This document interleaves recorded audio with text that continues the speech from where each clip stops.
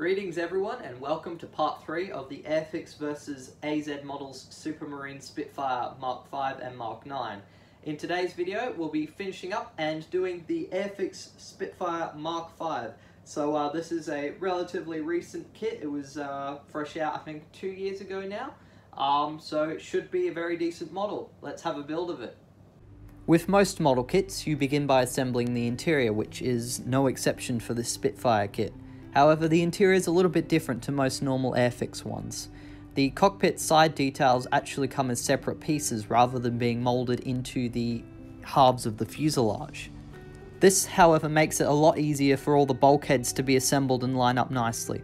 I glue all the bulkheads together and the floor, then I put together the seat in a separate part, and then the other side of the cockpit, which also includes the oxygen tanks.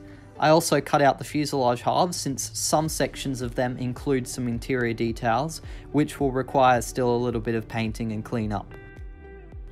After all the cockpit parts have been glued into place, I test fit them a little bit, and then I set them aside to dry. While they dry, I move on to assembling the wings. The wings also include some landing gear bay parts, which add a little bit of depth rather than just having the landing gear moulded into the wings, which I think is a nice touch. They fit together incredibly well, and the wings also fit together really well with next to no gap. It's also worth pointing out this kit includes the option to build the clipped wings, which include a different set for the upper section of the wing, and also an optional fuel tank which can be put in if you drill holes on the underside of the wing. I painted 2 coats of Tamiya XF71 cockpit green for the interior, and also painted the joystick while it was still on the sprue. I also took care not to paint the areas where the extra sidewalls would get glued in place later. I painted the rear section of the cockpit XF16 flat aluminium according to some reference photos, and some of the frames for behind the cockpit area, before I then got a very fine brush to carefully paint some of the fine details in the cockpit flat black. I painted the seat cushion XF64 red-brown, and then some additional details were painted or dry brushed using XF3 flat yellow and XF2 flat white. I used the decal for the instrument panel, however you could just paint it since there is an option to use raised details for the cockpit, which is a nice touch. I then got some flat black and used some water to thin it down and apply it all over the cockpit interior so that the black would flow into the recesses and highlight details and make the cockpit look slightly dirty. After that dried, I then glued the cockpit tub together and then glued it to one side of the fuselage, placed the propeller spinner in the halves and then glued the fuselage halves together. The fuselage halves and cockpit tub fitted perfectly together, and I simply used some bulldog clips to hold the halves together as they bonded. The style makes the fit better, but I think having the cockpit as a tub makes the walls unrealistically thick, especially for 70-second scale. The wings also fitted excellently, along with the elevators, rudder, lower section of the front cowling, and then some of the smaller parts such as the exhaust and radiator. I glued the propeller to the spinner so that it would move freely, and then I painted some flat aluminium on the radiators and set them aside to dry. I assembled the landing gear, which fitted nicely, however make sure you take care to position the landing gear as it dries so that it won't accidentally move out of position and change the angle so that the aircraft is leaning. The tail wheel also fitted quite nicely. A little bit of cockpit green was then painted onto the inside of the radiators and the radiator flap, before I then sanded down some of the propeller blades. Airfix include weighted wheels for this kit, which is a nice touch, but I still gave them a light sanding to remove any of the nubs from the sprue before gluing them to the landing gear. I then added some of the finer parts, which you could leave off while painting to avoid damaging them, but I was planning on being careful. The last step before preparing for painting was to apply a little bit of putty in the gaps, however not much was needed. Before starting to paint the aircraft in its camouflage colours, I apply a wash of flat black all over the entire model to help highlight the panel details and add a little bit of pre-shading. I don't really have a fixed ratio, and I generally go by look and feel. If the paint isn't really flowing into the cracks, I add a little bit more water, and if there isn't much colour to the liquid that I'm applying, then I'll add a little bit more paint to get some extra pigment. Once I've applied it, I wait for it to dry a little bit before rubbing the excess off with a paper towel. After completing this and leaving it overnight to dry, I then get some Tamiya XF83 Medium C Grade 2 RAF, which is the lightest colour for the scheme I'm doing, and apply it on the underside of the aircraft. I followed this up with a coat of Tamiya XF81 Dark Green 2 RAF on the upper surface. With my initial layers of paint, you'll notice I try to keep them in the same direction as air would flow over the model, and I keep them pretty thin, and you can still see basically the plastic showing through the paint coats. This is later fixed in the second coats of paint, and I like to build it up in layers this way because it helps reduce the visible paint strokes and makes a more realistic finish for your model in the end. Applying the paint in thin layers also helps reduce the chance that the surface detail will get hidden by thick layers of paint. You can also keep the layers much more neat because you can fix up mistakes more easily this way.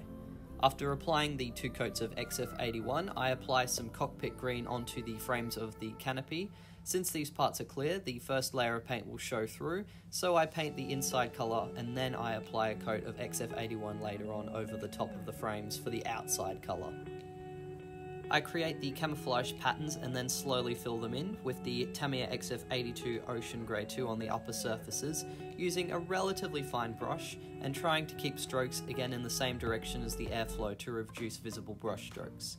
The key with the camouflage layers is to build them up slowly and making the layers nice and thin.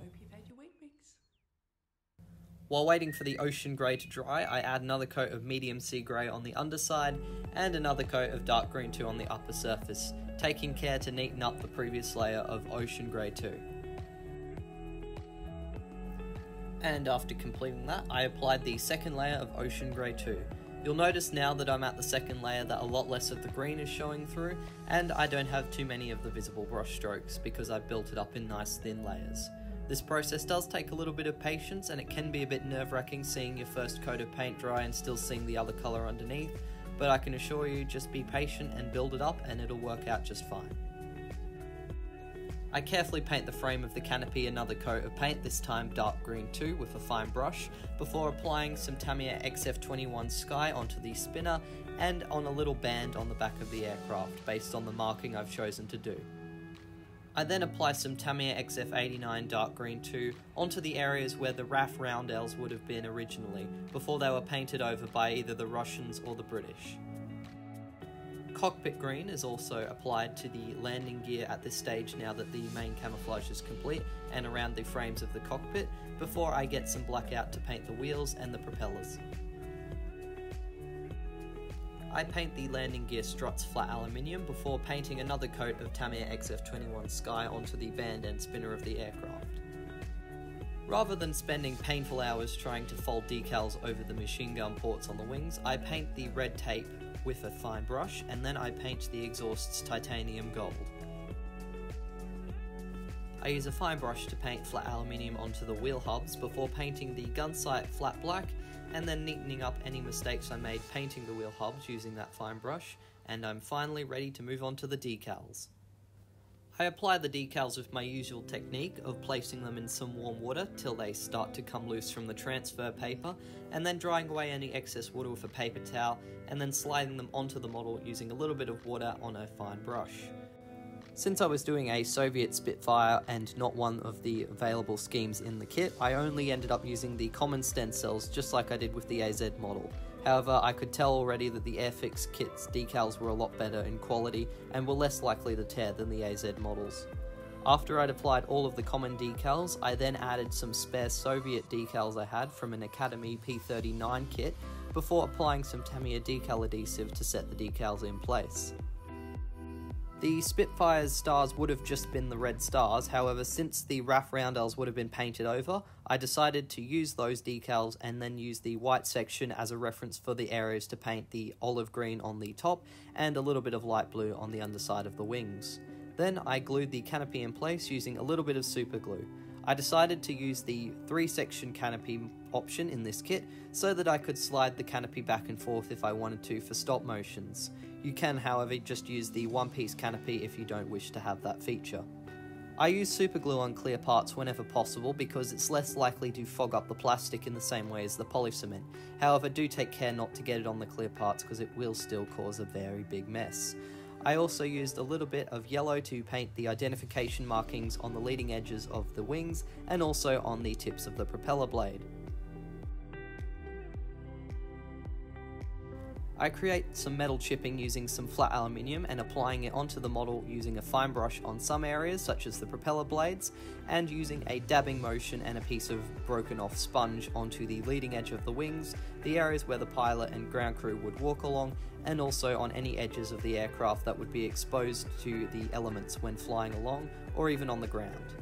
I also use the fine brush to dab a little bit of flat aluminium along the joints and on any access points and hatches for the aircraft that would likely get damaged or chipped when being used.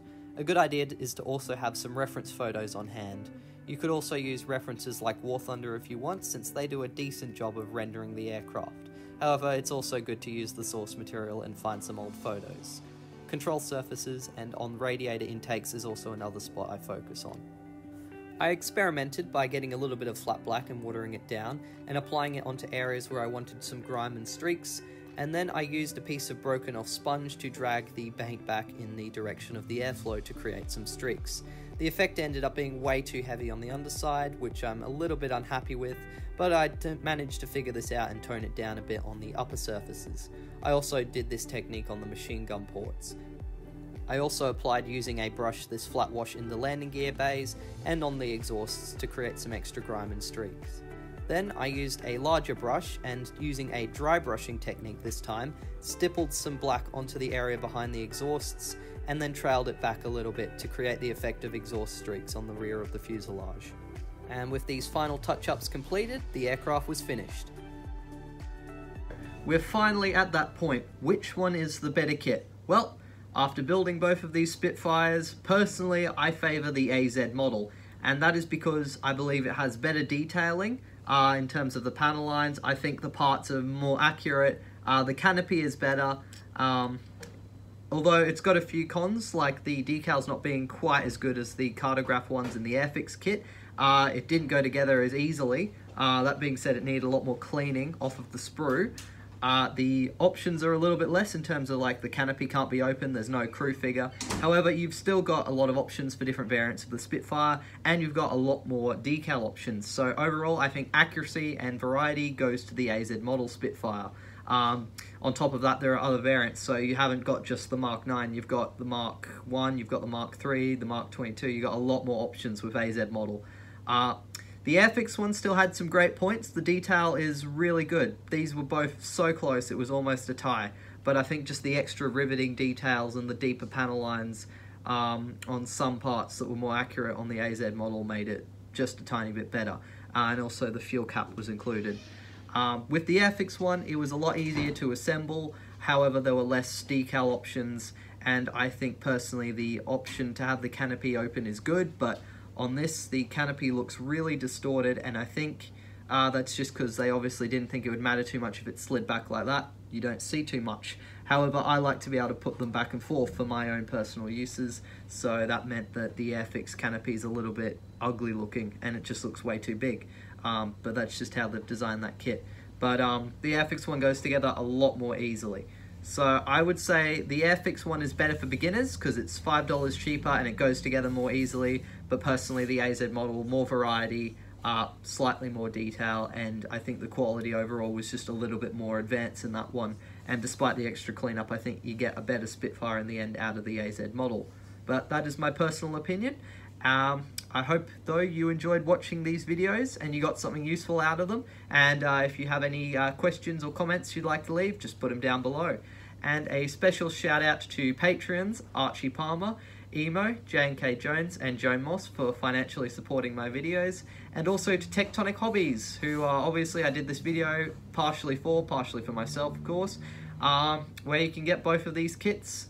I think we're out of the AZ models at the moment, but we can easily order more in, especially if you come up to the front and ask us. But we've got the Airfix one in stock, so still a really good kit. Anyways, thank you very much for watching this one, and until the next one, model on.